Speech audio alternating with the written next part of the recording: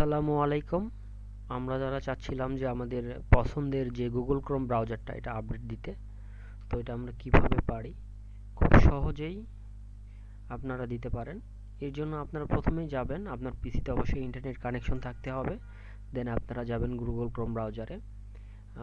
এখানে লিখবেন, সিলেক্ট করে আপনারা লিখবেন Google, GOOGLE, Chrome, CHROME, update, UP up. এই যে আপডেট লিখলে পুরোটা চলে আসবে।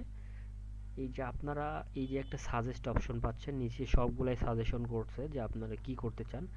তো এই যে একটা লগো দেওয়া আছে, লগোর পাশে লেখা আছে আপডেট ক্রম।